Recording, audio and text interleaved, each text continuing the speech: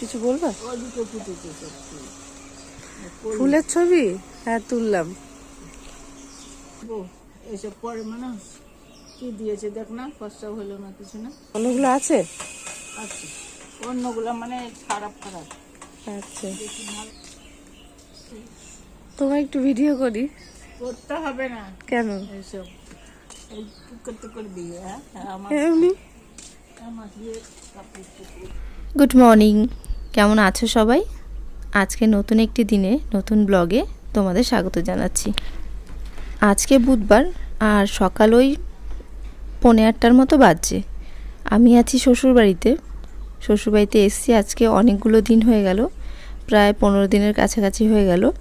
তার মধ্যে থেকে আমি একদিনই তোমাদের সঙ্গে ব্লগ শেয়ার করেছিলাম, আর আজকে আবার ব্লগ বানাচ্ছি। এখন সকালবেলা, আর আমি দেখো এখানে মুখ ধুয়ে নিচ্ছি।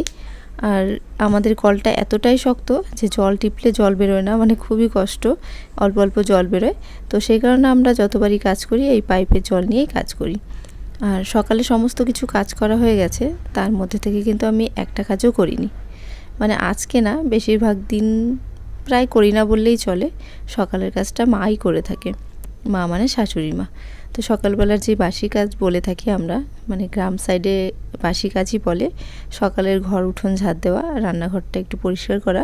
তো এই কাজগুলো সব মা করেছিল, আমি কিন্তু কিছুই করিনি। বলতেও খারাপ লাগছে, কিন্তু এটা হয়েই যায়। আসলে মা অনেক ভোরে ঘুম থেকে ওঠে, আর আমাদের ঘুম থেকে উঠতে উঠতে অনেকটা দেরি হয়ে যায়। চেষ্টা করি, তাও কিছুতে হয় না তাড়াতাড়ি ঘুম থেকে ওঠা। আর শুধু চেষ্টার জন্য না, আরও কারণে হয় না। তার কারণ শুয়ে থাকলেও মা কিছু বলে না। যতক্ষণ শুয়ে থাকি উনি কখনো মুখ ভারও করেনি, কখনো কথাও শোনায়নি যে এতক্ষণ কেন শুয়ে থাকবে কি কিছু। সেই কারণেই আরও দেরিতেই উঠি ঘুম থেকে। তো দেখো, তারপর ঘরে চলে আসলাম, আর এসে আগে আমার ঘরের বিছানাটা আমি পরিষ্কার করে নিচ্ছি। ঘর ধুয়ে যতটা পরিষ্কার না হয়, মানে যতক্ষণ পরিষ্কার না হয় ততক্ষণ কিন্তু বিরক্ত লেগে যায়। আর বাইরে দেখো কীরকম রোদ আর সবুজ গাছপালায় ভরা, দেখতে কিন্তু খুবই ভালো লাগছে। আর পাখির ডাকও হয়তো তোমরা শুনতে পাচ্ছ। তো দেখো, তারপর চলে আসলাম রান্নাঘরে। আর এখন রান্না বসাতে আসিনি, এসেছি চা নিতে। বললাম না, মা অনেক ভোরে ঘুম থেকে ওঠে। আসলে বাবা সকালবেলা যায় মাঠে, আর মাঠে যখন যায় তখন বেশ অনেকটাই ভোর ভোর। তো সেই কারণে মা প্রত্যেক দিন ঘুম থেকে উঠে আগে চা করে নেয়, বাবা খেয়ে মাঠে চলে যায়, মা খায়, আর তারপরে আমরা ঘুম থেকে উঠে এক এক করে যাই চা খেতে। তো নিজের এক কাপ চা নিয়ে নিজের ঘরে চলে আসলাম। চাটা না একটু বসে ধীরে ধীরে খেতেই ভালো লাগে, তাড়াহুড়োতে খেতে একদমই ভালো লাগে না। আর ওই যে ভিডিওর প্রথমেই তোমাদের আমি আমার শাশুড়ি মাকে দেখিয়েছিলাম। তো মা তখন যে ঘরে ঢুকলো, তারপর থেকে আর প্রায় 2 ঘন্টা হয়ে গেছে খুঁজে পাইনি বলতে, জানি কোথাও একটা গেছে, বাজারে গেছে হয়তো, কিন্তু বাড়িতে বলে যায়নি যে যাচ্ছি। যার কারণে আমি খুঁজছিলাম, খুঁজেও পাচ্ছিলাম না। তারপর ফোন করছিলাম, তো মা ফোন নিয়েও যায়নি, যার জন্য কোনো খোঁজই পাচ্ছিলাম না। তো ভাবলাম বসে থেকে কি করব, আমি ভাতটাই শুধু বসিয়ে দিই। আসলে কি রান্না হবে জিজ্ঞেস করা হয়নি। তো এখানে আমি দেখো গ্যাসেই একটু আলু সেদ্ধ দিয়ে ভাত বসিয়ে দিলাম। আর এই আলুগুলো কিন্তু সব বাড়ির মানে জমিতে চাষ হয়েছিল সেই আলু। তো তার 2 ঘন্টা পর মা দেখলাম বাজার নিয়ে এসছে, মানে আমার দেওরের হাতে পাঠিয়েছে।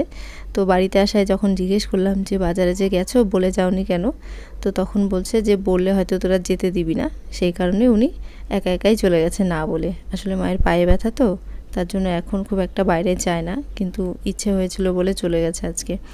তো বাজার থেকে এনেছিল ডাঁটা, কুমড়ো, আলু, মাছ সমস্ত কিছু। তো আমি তাড়াহুড়ো করে কেটে ডাঁটা, কুমড়ো, আলু দিয়ে একটা তরকারি বসিয়ে দিলাম নিরামিষ। আর তারপর মাছ ধুয়ে দেখো এখানে মাছও রান্না করতে বসিয়ে দিয়েছি, মানে ভাজতে বসিয়ে দিচ্ছি।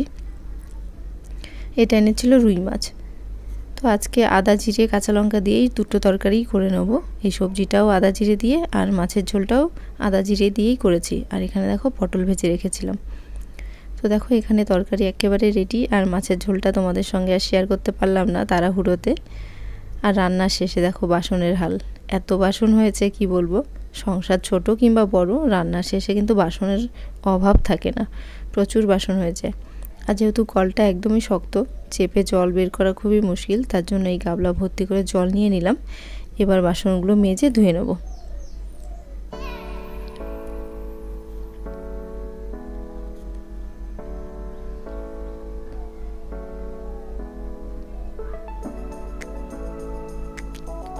কলপারটা একটু ছাওয়া আছে গাছের জন্য, কলপারের উপরে আছে কাঁঠাল গাছ, নারকেল গাছ, যে কারণে দেখো একটু ছাওয়া ছাওয়া।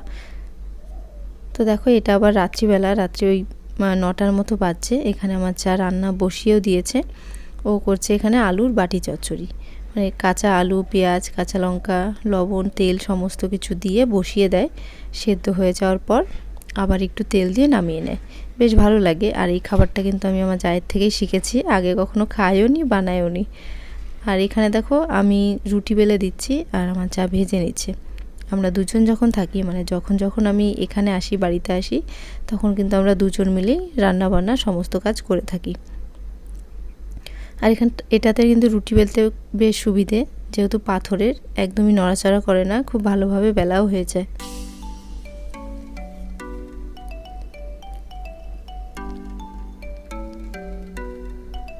তো চলো আজকের মতো ভিডিওটা এখানেই শেষ করব।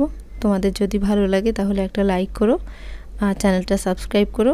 আর এখন আমার ভিডিও অনেকেই দেখছো যারা সাবস্ক্রাইব করোনি, তারা অবশ্যই সাবস্ক্রাইব করো আর কমেন্ট করে জানিও কেমন লাগলো। তো চলো বাই।